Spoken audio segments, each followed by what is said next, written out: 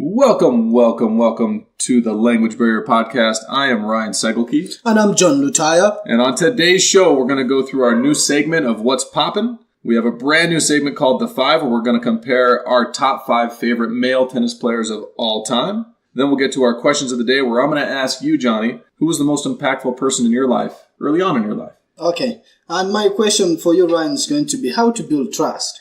Okay, I'm looking forward to it. And with that, let's get on to the new intro music. The music of the Language Barrier Podcast.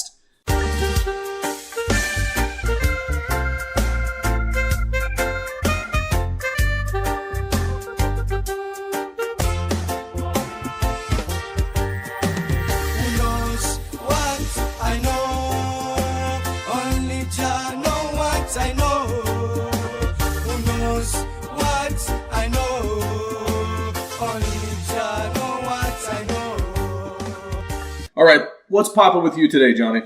What's popping with me, it's always going to be something meaningful, something that is around my interest. I'm a reggae guy, and for sure, there's been some really good news. A Ugandan artist fighting for the people, fighting for the ghetto people in Uganda. I don't know if you've heard of Bobby Wine. Okay, he's been recently on the news. He was detained, and he has gone through all the struggles trying to make Uganda a better place. He's a musician, trying to do some little leadership among youths and many different kinds. But this guy was invited to Jamaica to sing in one of the biggest reggae shows in Jamaica, the Rebel Salute, called upon to sing on the stage with alongside the big Jamaican names, Queen Africa, Bushman, and all those guys. Bobby Wine was really influential to the stage. You know, when he came on the stage, you know what the first song he did? Legendary song. Very legendary, okay.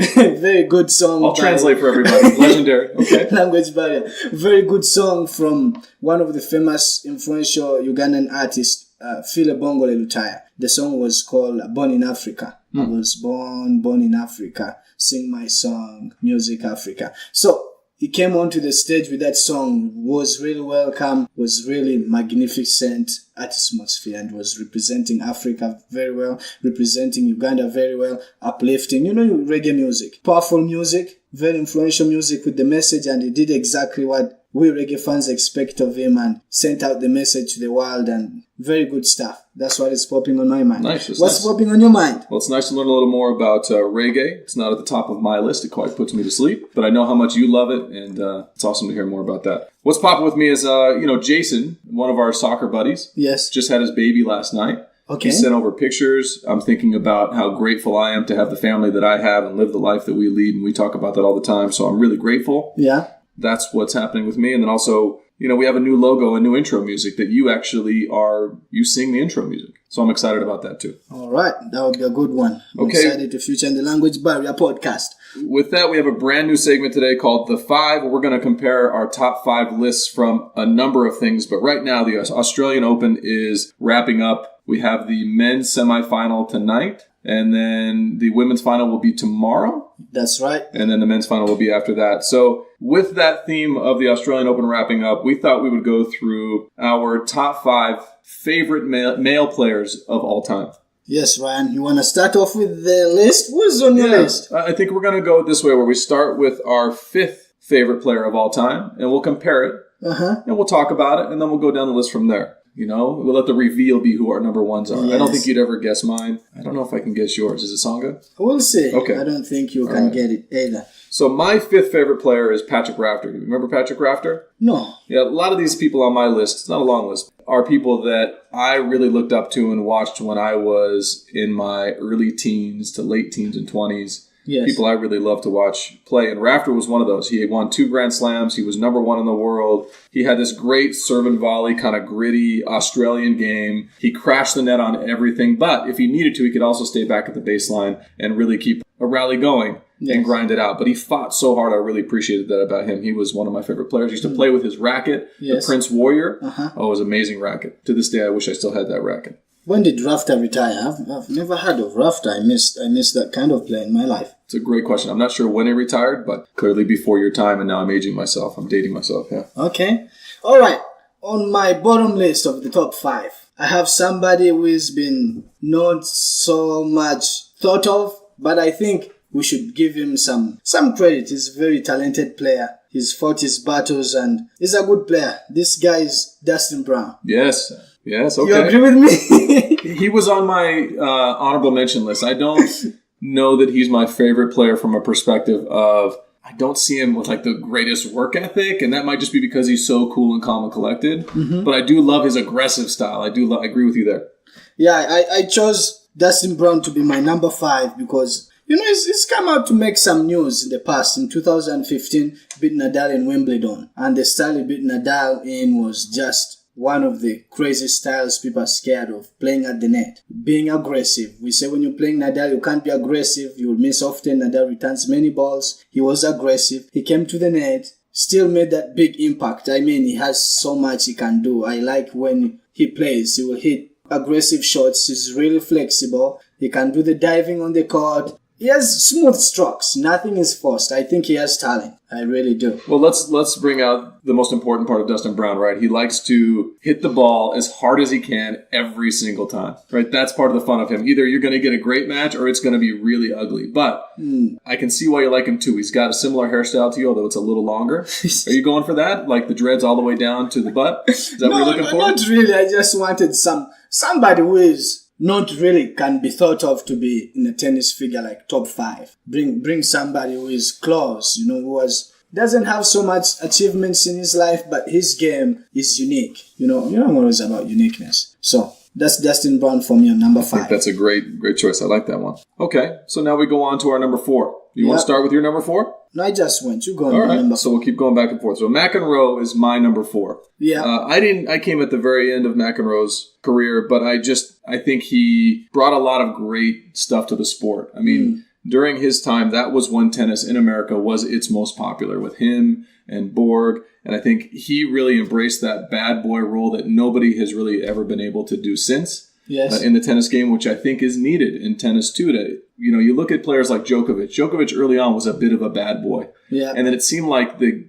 game or the industry, or maybe he wanted to make more money, it beat it out of him, where now you barely get anything out of him. You get kind of canned responses all the time, and that's so boring. I think that hurts the game. I think Kyrgios is another person who might be able to do that, but it's a tough style to be because you actually have to have a bad boy image, but be able to still work hard and not party too much and do all the right things that are going to make you a great player and be competitive, which right. McEnroe was. So I really appreciate that about him. He's also very genuine. And I would say probably by far my favorite tennis commentator, because I think by far mostly the commentators, except for 3 or 4 of the commentators that we know, are terrible. They are just terrible. They should have been fired a long time ago. I don't know who they know up top, but there are 3 or 4 who are quite good. For me, McEnroe's at the top of the list with commentators too. Yeah, John McEnroe, I would agree.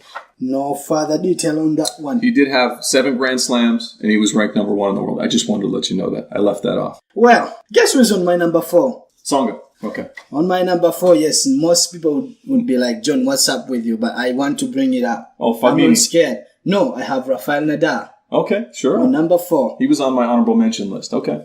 Yeah, I decided to pick Rafael Nadal on my 4th because Nadal has been so powerful. We all have respect for him. 17 Grand Slams, well known as King of Clay, 11 French Opens. We don't know if anybody's going to come close to that. He's also got the record for the most ticks on a tennis court, where he pulls his wedgie, he taps his right shoulder twice and puts his hand through his hair once and then taps his knee 3 times before he serves. But kidding aside, he's a legend, and I respect him. He's definitely on my honorable mention list too. Yeah. I mean, Nadal is very influential. We all know what he brought to the game. He brought to the game this greatest forehand we've seen. So much rotation on the ball. Spins the ball really well. Like his game, maybe coaches are starting to adapt to the game. But you as a coach, I don't know if you would ever tell your kid to finish up rounding on the head. You see Nadal is really good. I respect him. Struggles midway through the year. That's one of the reasons I put him number 4. Because Nadal never goes all the way. Rarely will see him Nadal play beginning of the year to the end of the year. End of the year, he comes up with injuries and little excuses. We really never know. So it's really hard to see him turn up at the end of the year when we really want to see the big players compete, like ATP finals. He doesn't have any ATP final titles. He's been runners-up in 2010, where he lost to Roger Federer, and 2013 lost to Djokovic. Yeah, Nadal. One more about Nadal is he has 2 Olympic medals. Nice. He won singles in 2008 in Beijing, and he won another one in doubles in Rio 2016. So that's all I have for Nadal. Yeah, it's interesting, Nadal, right? He's really beat his body into the ground where at the end of the season he is so tired. Yeah. But I have to say, we had a long conversation about Federer last pod and how I think that the end is coming closer for him. It's going to come, and we hope it's not now, but it was not a good showing for him based on his standard. And to see Rafa now, he looks fitter than I've seen him. He's always fit. But his left arm is ripped now as it was 10 years ago. Mm-hmm. So I don't know what he was doing in the off season, what type of fitness routine he was going through or steroid boosting he was doing. I'm not sure, but hopefully not that. He looks really good. I mean, he beat the living daylights out of Tsitsipas last night in 3 straight sets. It's untouchable. Being more aggressive, which we never thought of Nadal. We know him as somebody who likes to do long rallies, but him coming up with those aggressive shots. It's a new thing into his game. It's really serving well too. So one more thing on Nadal too is I remember a story of Nadal when he first became famous. He had lots of money early on, and they got offered first-class plane tickets to fly wherever they're going to the next tournament. And Uncle Tony made sure they declined that, and they all sat in coach. They didn't take the first-class seats. I would guess that's probably not the case now, but I love his work ethic. I love his workman-like mentality of, listen, we're not going to go fancy. We're going to do it the way without entitlement. We're going to work hard. We're going to earn every minute of it. I really like that. I really respect that about him and his whole group. All right, so I've got 2 players for my number 3. Because for me, they kind of are lumped together, and I think they always will be. Are they siblings? No, they're not siblings. No. I think really? they 2 would be players offended by in that. one place. Are they doubles players? No. Come on. That would make sense, though. That's a good guess. But anybody else? I don't know. So my number 3, my third in the top 5 of my favorite male tennis players of all time are Agassi and Sampras. But why do that? It's like you can't really decide. Those 2 are tied together in my mind because it's my top 5. I could do it however I want. You know but what I'm top saying? 5 is individual name. Maybe for your list. Okay, but for my list, we're doing Agassi and Sampras as my number 3, and I'm standing behind it. They will always be tied together. Sampras was so boring, but so dominant. 14 Grand Slam titles. He was number 1 for 286 weeks. He was very dominant. Tremendous serve. I remember he changed his backhand when he was 14. So his backhand was still his weaker shot by far, but he had to overdevelop his forehand. And so what he would do is he would just bait you. He would just wait and wait and wait and wait for you to hit it to his forehand. And then he would run and he would hit a winner. He would just bait you with that kind of weaker backhand. He would slice it. He would hit over it from time to time, but he would just stand on the left side of the baseline and leave that court open, look like it's open. Yeah. You'd hit an approach shot to his forehand side. You'd think you had him in good position. He would just run by and rip a winner down the line. His forehand was amazing, but he was not that exciting to watch. So Agassi was the opposite of that. He was all flash. He had a tremendous return to counter Sampras's great serve. Yeah. And it was a great matchup. Agassi had 8 Grand Slam titles. He was number 1 for 101 weeks. He dropped down to 200-something in the world at one point. He tried crack cocaine during that time, and he found Brad Gilbert and found a way to come back to number 1. Mm-hmm. I think their stories are always going to be kind of tied together as much as they don't like it. Because they genuinely, I don't know how they are now, but a few years ago it was clear, they genuinely do not like each other. Yep. And they had this exhibition, and I think Federer was on the court too. Might have been playing with Agassi, and Sampras was playing with somebody else. And they started to make jokes, and Sampras made fun of Agassi's short shorts. Yeah. And then Agassi, who had a mic on and the whole crowd could hear it, made fun of that Sampras was a terrible tipper. And it was very uncomfortable. You could tell they truly did not like each other in that moment. Right. And that makes it an interesting dynamic between the two.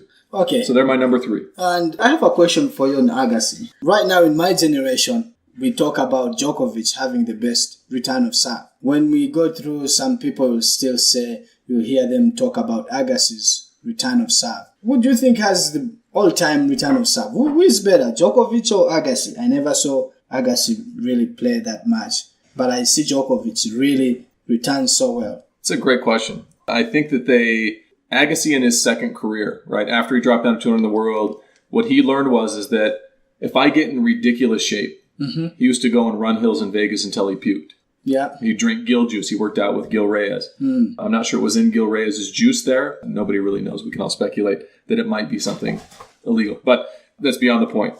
But he would just keep the ball on the court and almost bait you. He wouldn't hit the winner. He would just bait you to the other side until you just were so tired you wanted to tap out because you were fatigued. You were just ready to be done.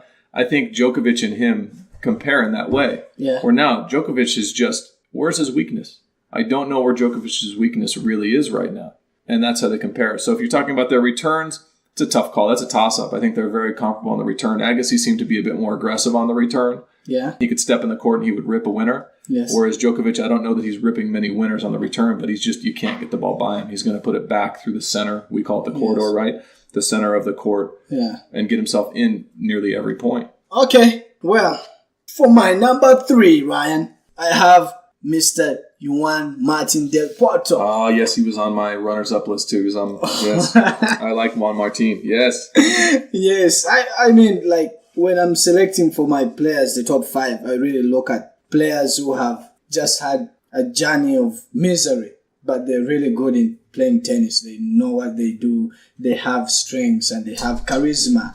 You know, Del Potro is loved. He's like the king of America. South America, North America. Everybody loves Del Potro. Absolutely. How can you not like the guy, right? I mean, he just is so lovable. He cries on the court after a bad loss. He shows his emotions, which is really touching at this point, right? It's really needed in sports at this point, in tennis specifically, because again, like we talked about, many of the players are like robots out there. They're trained how to talk in the post-match interview. They're trained how to talk, act on the court. Don't act up. It'll hurt your marketing deals or your Nike deal or your Adidas deal, which is good to be a great person and follow that line. But it's also nice to see some emotion from time to time and some genuine emotion. And that's what we like about Del Potro. Del Potro has 1 Grand Slam. That's the US Open 2009 when he beat Roger Federer. Remember anything from that match? I don't. Not off the top of my head, except for I think he had longer hair at that point. Didn't he have something like a really long, maybe a ponytail even? I don't remember, but that was when he was coming up. Really good boy, really strong, and I think that was the breaking point. It was the rise and the fall at the same time. Very rare to see such occasions in sports when you're really at your peak and at the same time you really fall down. Because after that match, that's when it was announced he had wrist injury. His wrist has really been a problem. That's when he hit so many forehands to the great Roger Federer and destroyed Roger Federer. So he's a good player. I like his forehand so much. Yeah, it reminds me of Sampras. He has a very same grip, similar style to Sampras as far as leaving that forehand open. And the way that he can hit that forehand on the run is just, it's so amazing. It's really fun to watch. Yeah, he has a great reach. He has also 2 Olympic gold medals. And he has bronze in 2012. That was when London. And he has silver in 2016. I saw that run of Del Potro. I think that was the early years when he returned from the wrist injury. And one of the good matches I remember was when he beat Rafael Nadal in that Olympic match. Was it semi-finals? He really played well. The game was so tight all the way through the 3rd set. Was really on to Nadal, never giving up. That's all about Del Potro. What else you want to know? Nothing. I think he's one of the cleanest ball strikers I've ever seen, though. Yes, and he also got one of his first ATP 1000 Masters career. That was last year when he beat Roger Federer in Indian Wells. Did you watch that game? Yeah, I was just thinking about that and thinking about the emotion, because afterwards he could barely talk with how touched he was to be in that moment, right? He finally made it to the final. He beat Roger Federer at a big tournament, one of the bigger tournaments outside of the majors. And I think Roger had match points on that match. He was crying. And and Federer always so gracious too, right? Was hugging him and giving him high fives and giving him lots of credit for his big victory and not being a sore loser, which is a great example for our kids, right? And leads us into, if you're ready, my number 2. Federer has to be my number 2 favorite player of all time. He'd be in most number 1s, and it was debatable for me to be my number 1. Mm-hmm. He's just, having kids of my own, he just is somebody you want your kids to watch and grow up to be like. Puts in the work. He's a class act, and he had to grow into it too. He wasn't always that way. I mean, early on in his career, he was known for breaking rackets and cussing at people and all sorts of things like that, right? But he grew into it. He grew up. Yes. And he really has turned into somebody who's I certainly admire and want my kids to be like. And I have one story about Federer. Yep. My claim to fame. French Open. Yep. 2010. We were in the Players Lounge and we were waiting for hitting partners to show up. And Roger Federer kind of sneaks in the side door. And I swear to God, he was floating. He was floating. He's just so magical. He walks in the room and he's glowing. He's wearing like this white warm up. And then he went and sat in the corner and he was just glowing. You just were like, oh my God. Is that some god of creature here? Oh my God. This is not a normal person. He is a freak of nature. It was amazing, yeah. Looks so magnificent. I also have Federer in my number 2. That's where we tie. But before I talk about my Federer, and I've heard of your Federer, what's your best moment of Federer?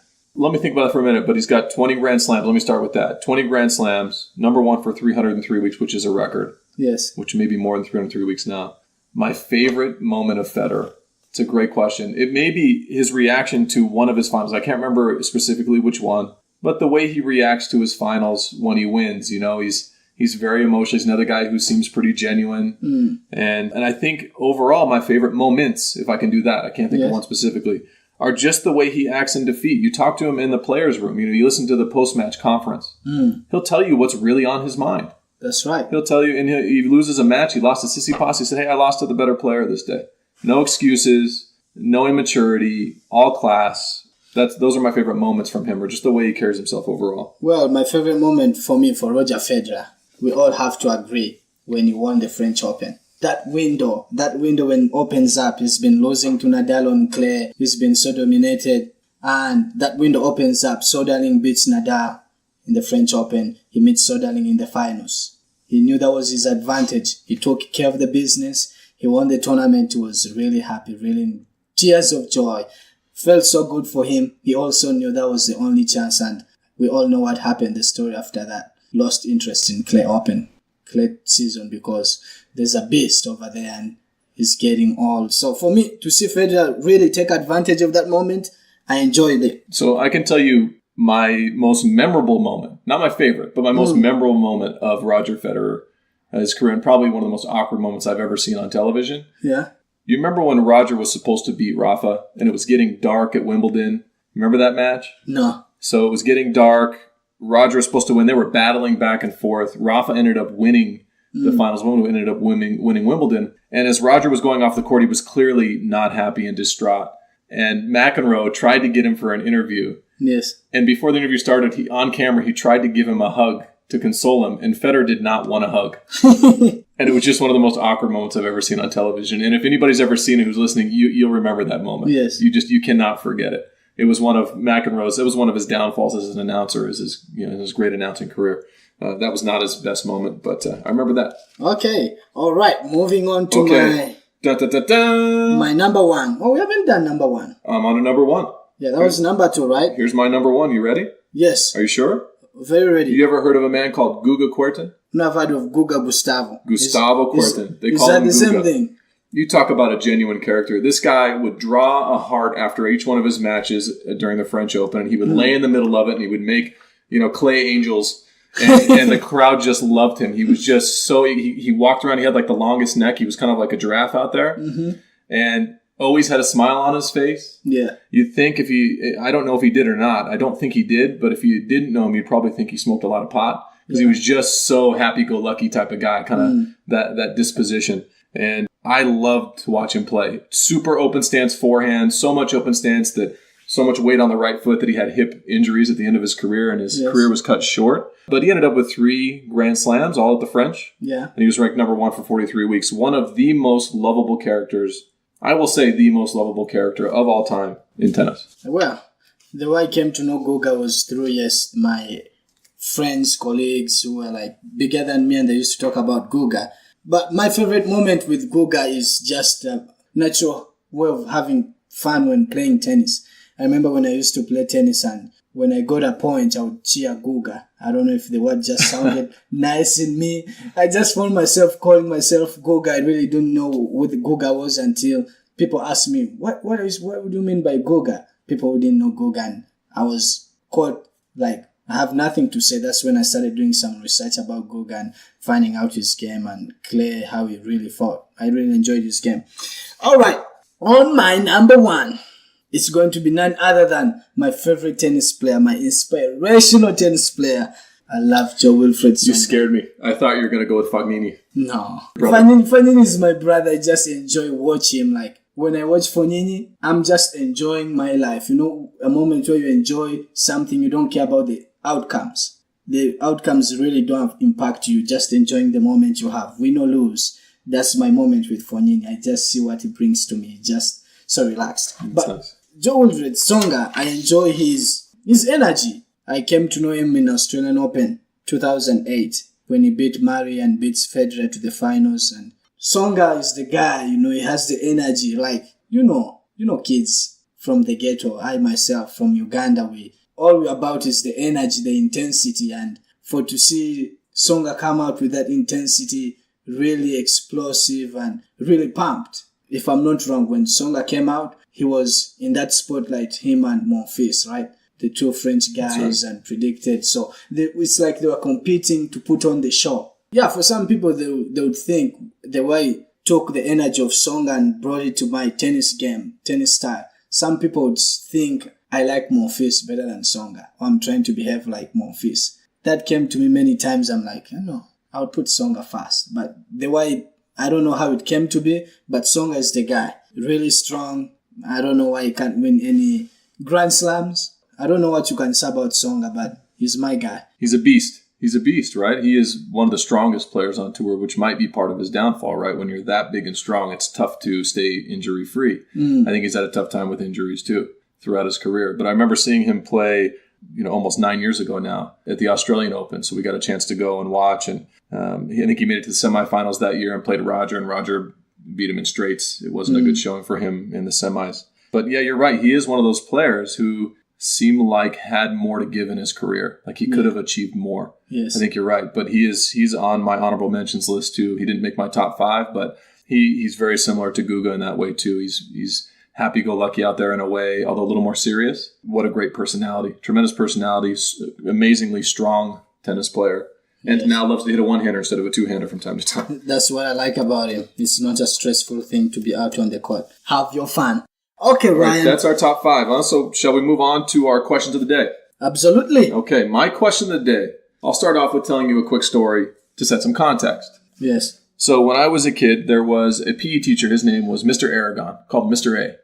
I knew him for a long time. He was the high school tennis coach, PE teacher. He helped out with the baseball team. His son was a year younger than I was, but we hung out a bit. And he was a great guy. He really was one of those coaches who liked to show the kids that he could do more push-ups than them and do more pull-ups than them. He'd take his shirt off from time to time. He was so strong.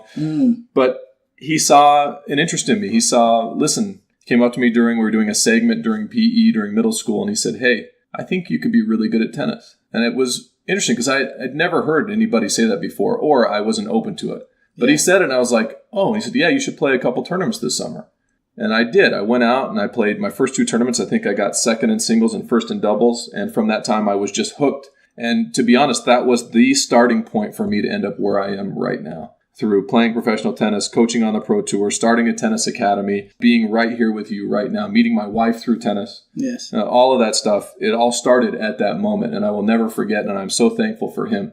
Who was that person, or what was that moment for you when you were in Uganda that put you on the path to where you're at today? Bringing up the memories. Yes. When I come to think about this, really for me I really didn't know what was happening. My tennis journey was through really a dominance of just elite players, like what we've come to know. It's always the best players who will get opportunities. And for me, the moment that changed my tennis life and made me who I am today was that day when Dr. Liz Odera, she was a friend to John Kasule, the Ugandan coach. They all both associated with PTR, famous tennis programs, right? Yeah, she came to Uganda. She ran, a 5-day camp, trying to recruit kids to her academy in Nairobi, Kenya. She looked at all the kids and really, we didn't know what was happening. All we knew was she's going to select 5 kids to take to academy for trials. Then she will pick 2 who will be full-time. And for me, I really was invited to the opportunity to train and see where we're going. Back then, I was just playing tennis once in a while, only on the weekends. My school program was tight, 7 to 5, and then go home and do home chores. Really didn't have time to play that much after school. When she came, I really enjoyed the time, and I was special in a way. I was the humble boy. I remember everybody, if you ask everybody from that moment. I was the only kid who came to that training session, the camp, with school uniform. Like, you could tell I'm really from school coming for tennis. Some kids maybe didn't go to school. They asked for leave that day. And for me to come out in my school uniform, just play tennis, I didn't know what was happening, just enjoying. And then what was funny was after, was it the first 3 days? Now it's coming to the end of selecting players to go. And I had some of my colleagues, the bigger kids, the better kids saying, this is our opportunity. She's going to take me. She's going to take you. We are the best kids in Lugogo. And I was like, okay, really, I would love to go, but they have no chance. I just have to keep playing and get better. And to the end of it, she went to Nairobi without announcing who is going. So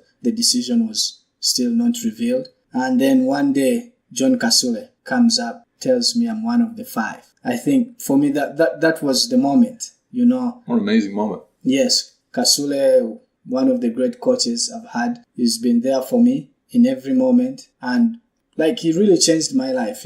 He told me everything, not mainly about tennis, but also about life, what I have to do to get on the road. And Kasule was so close to Dr. Liz. Kasule knew what Dr. Liz wanted. And like, I had an edge going into the trials, and I just had to do what Kasule had told me, just be good, and because they knew how the system was going. And for me, that was the moment. Kasule believed in me. After that, tracked me, how I was progressing, and surprisingly, after that, when I went to Nairobi, Kasule kept giving me opportunities to play for the Uganda national team, ITF junior tournaments. That was the moment for me. That was the moment for me for sure. Was there another moment after that? Didn't you have to go talk to your mom after that too? Talk to my mom about... Or didn't you have to convince her that you wanted to go? Yes, I had to go talk to my mom.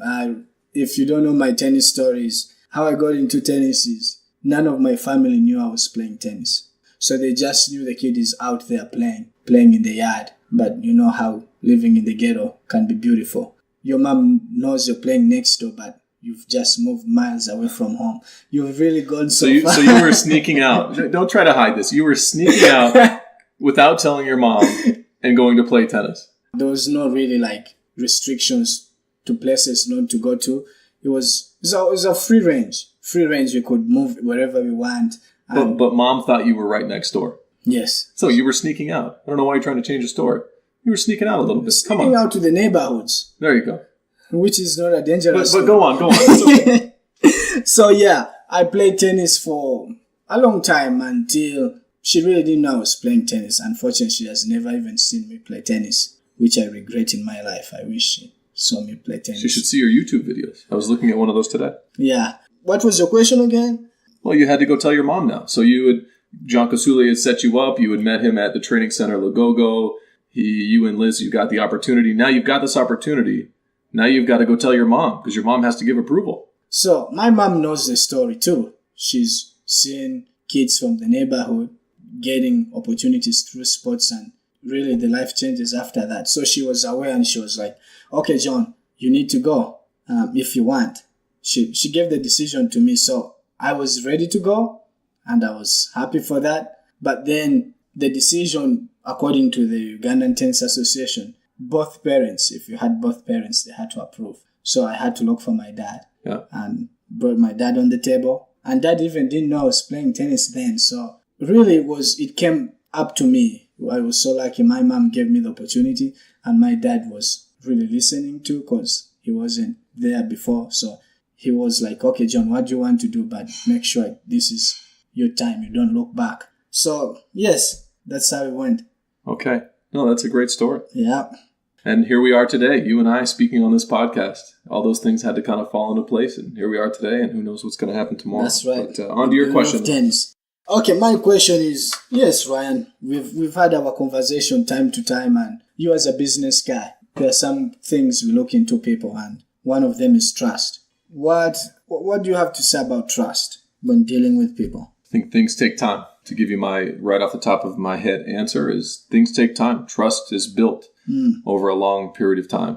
And that's something I've had to work through personally. Yeah. I don't really have a lot of trust in many people outside of my family and a few friends here and there. I've had a tough time with that. And that's where, for me, we talk about it every week, but not in depth yet, but I'm a proud contributor, but I go to therapy on a regular basis. And that's something that I work on a lot is being aware of what's happening around, but also allowing to let some people in, but it takes time. Yes. And that's my answer to you, is that trust is something that takes time, it takes months, it takes years, and it has to be reciprocal. That's right. So for you, what are some of the things you would look into somebody to start seeing you can gain their trust? It's a tough question. I mean, where I can go with that is that I can tell you why I trust the people that I do trust. Yes. I mean, you could start with my beautiful wife. I trust her so much. We got to know each other for multiple years before we started dating and then eventually got married. But we just knew each other. It was always very honest. Honesty is a big one. To this day, there are no secrets between us. That's what makes us strong. You know, we may not like each other sometimes and get into it, but we always love each other.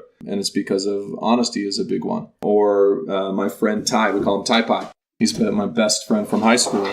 You know, he's just somebody that you know who, if you needed him, he would be there. And that is reciprocal. If you ever needed me, I would be there too. Okay. All right. You have a different experience, culture experience. I have a different culture experience. We can compare the two countries, Uganda and United States. What are some of the things in United States that make you be seen trustworthy? Yeah, I think you do what you say you will do. Yes. So, hey, I'll be there to pick you up, and you're always there to pick them up. And I think with true friends that you trust, you know, if they're a little late, it doesn't really matter. Yeah. You know, maybe it matters early on in the relationship. You know, if they're constantly late, it feels like they're not really living up to their end of the expectation. Yeah. It's just you're going to follow through with what you said you would do. Yeah. What about for you from a Ugandan standpoint? You know, and you have a unique, because Uganda is in some ways corrupt, right? There's a lot of corruption that happens in Uganda. That's right. So there's a natural distrust built into the culture. Is that fair to say? That's right. So tell me, I'm curious from your perspective, what are those things that you consider about that build trust? Well. Uganda has a long history of trust, and we have had horrible stories where even parents and kids, they stop talking to each other because the trust is gone over land and material wealth. There's killing between families, so it's really hard to get trust. That's why I ask, because for our trust, you'll never get trust from a fellow Ugandan. Like, that is very rare. We see it in the politics, we see it in business. It's just something that will collapse anytime. It's individuals know. Like one famous quote from one of our long-term presidents, Milton Obote, he said this in one of his speeches: "A good Muganda is a dead one." Yeah. I don't know if you understand by what I mean. Not quite. Yeah, language barrier. So yes, language barrier it simply meant, like, if I translate it into America, it would be like, a good American is a dead one. That doesn't sound like building trust at all. That shows like how things, like, it's going to be hard to trust somebody, because that was the time Milton Obote was from a different tribe and is trying to rule Uganda, and Uganda many of the offices are into the capital, Kampala, and Kampala is known to be like a land for the Baganda, so Uganda, the Baganda. And even though he was trying to work together with everybody to make Uganda a better country, but he realized always people are going to be behind his back, trying to stab the back, and he came up with that quote: "Good Muganda is a dead one." The Bagandas, the tribe of Bagandas, they don't like to hear that quote, but yes, that if you really look into it, that's all. For somebody to be good at you in Uganda, they must be dead. When they're alive, it's going to be really hard to build trust. And it's usually we just do things we know what we're going through. You know, you're doing any business, it's a risk. You cannot trust anybody, even in your family or something. I'm not speaking for all Ugandans, but maybe there are some few who have been successful with that trust, but I would say it's really hard. So how does culture? So are we talking about from a business perspective or from a personal perspective, as far as like in the community? Are we talking about business to business? We're talking about building trust as somebody trying to be your friend. Generally, could be business. So how does somebody become your friend then? If that's what we're talking about, how does somebody build trust with you personally? You just come together. It's like the trust can be there, but it's not guaranteed. It's not 100% trust. If we can get trust, right? If we can measure trust, it can never be 100%. It's going to be just like the trust we're having in American life now, Donald Trump and the citizens. I'm sure not everybody has that 100% trust with Donald Trump. Yeah, it's close to zero. Yeah. Yeah. So that's exactly what I'm explaining. You'll just agree to work with somebody because, you need to get things done. Yeah, but to your point too, I think you're right about that it never gets to 100%. And that may be what it is that any relationship you build, maybe it starts at a percentage, starts at 0%. Mm-hmm. And with certain people, it builds up to close to 100%. And maybe even that fluctuates from time to time, depending on how you're kind of dealing with each other at that moment. Maybe you're not looking out for each other. Maybe like he just had twins, so now he's taken care of. He's got 4 kids now. You know, maybe he doesn't have the time to take care of the relationship like he did before. I'm not saying that's true in this case, but for example, then maybe I wouldn't feel that the trust is there anymore. He's not looking out for me anymore. I'm still trying to look out for him or whatever that is. And the percentage goes down. So maybe that, you know, we can think about it in our relationship. I trust you, and I think you trust me. Yes, I do. But that's been built over time. Yeah. It didn't start off that way. Not that there was not trust, but there wasn't that level of connection there is now. And that was built up over time, and it seems to fluctuate. And those that can stay up in the higher percentages for a long period of time become your, you know, very few people end up staying there. But they become kind of family, and you're very grateful that you have them in your life. Yeah. I will say, though, if I can jump over to the business side of things. Yes. I moved back to Colorado and wanted to open this academy and wanted to get everybody together and thought it would be kind of a kumbaya. Like, hey, we're all going to get together and we're going to do this together. We'll have fun making Colorado tennis better. Yes. And I quickly learned that that was not going to be the reality. And in business, in many ways, I've had more success not trying to rely on others out in the tennis community specifically, other business people in other professions, sure. Yes. Lawyers, doctors, those, right, sure, of course. But within the tennis community, it's fairly toxic. And I learned that it's important for me to, with the people that I have around me, I've always had good teams around me, and to trust them and to really move forward and focus on what we can do for our clients. Yeah. That was always the right way to go. Not to try to build trust and rely on somebody else out in the community, although there have been a few. You know, somebody that comes to mind is, I was just texting earlier today, is Sam Hitman, is somebody who I really respect in the community. Yes. And it's the way he's carried himself as well. Yeah. He carries him well, seems to be a man of integrity. We all make our mistakes for sure. Yes. But I really appreciate the way he moves in what he does. So I think trust in business is difficult too. And maybe it's similar to our personal relationships. But I think maybe they all need honesty, consistency, reciprocity, and maybe, you know, genuinity. That's right. If that's a word. Right. Genuinement. Yes, genuinement. Let's go with that. Well, that's a deep topic. Anything else to add to that? I don't know, but for me, yes, things to, like simple stuff when you're looking for trust. Would you say somebody who is there for you, somebody who, I don't know, lying has been mostly linked with trust, but is lying enough, is being true enough for trust? I don't know if you understand. Language barrier. But I think, let me say this. It's being genuine. The word is being genuine. The real quality of trust, is that the key thing to having trust? I think over time, people's characteristics start to shine through, almost like a zebra. A zebra will always show its stripes over time. Yes. So you just wait. You watch people, how they move. You watch them, how they interact with other people, including yourself. And then you get to make a judgment if that's somebody you want to include in your life and give your trust to.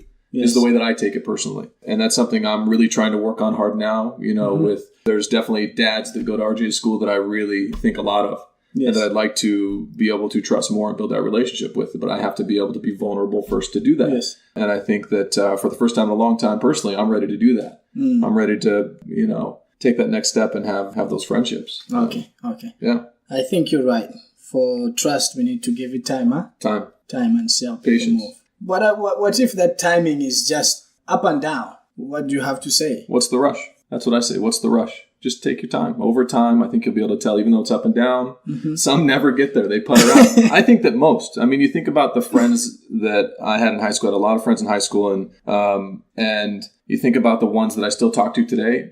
I can count them on one hand, and I can count them on 2 fingers. That's right. You know, it's just your true friends will be there for a long time. And, you know, when I was working in Boston, I had some great friends in Boston. You know, I really speak to only 1 or 2 regularly now that were from Boston. Yes. And we had a ton of fun there. I really loved that group that I was with in Boston, and we'll always remember them. But, you know, my buddy Mason, who you've heard before, he's now the assistant coach at Harvard. You know, we communicate on a regular basis, and I just think the world of him. I think maybe it's not about who can I gain trust with out there in the world, but maybe also additionally being thankful for who you have built that trust with now. That's right. Because in some ways, I know I've been in this trap before. You're constantly thinking about more and not enough. That's right. And I'm definitely in the practice of trying to remember on a regular basis to be thankful for what I have, not what I don't have. And life seems to be a lot richer when I'm able to stay in that mindset. Okay. Now, my last piece on trust would be just a little about what's happening in the U.S. Where do you see U.S. heading to? Is it going to head like almost in the position of Uganda, where trust is not really trust? Like we see in America, the bigger head, the president. We don't have trust for him. Where do you think U.S. is heading if we don't have trust? If we don't really trust the bigger head from the big positions, going down the whole country? I mean, that's a really heavy question. That's a heavy question. I'll try to answer it. Yes. The best I can. And what I would say is that I think genuinely most people are good people. However, we're at a time right now where hatred is celebrated. Mm-hmm. We've talked about this recently. Yes. And that's not a healthy environment to be in. And it is coming from our president. So our president is really kind of breeding this and kind of spewing things out. And, they talked early on about how,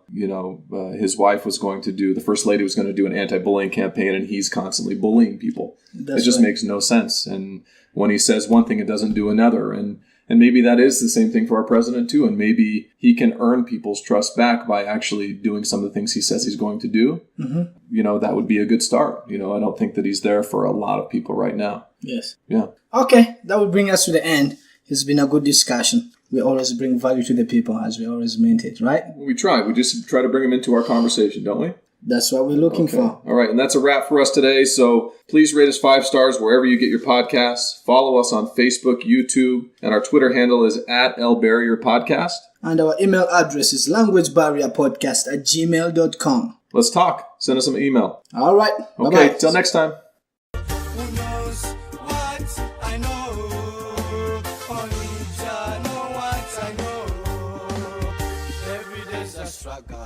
Every day's a hustle, but I want thing me tell you, never give up in a life. I remember how much work you've been putting in day after day, waking up early in the morning.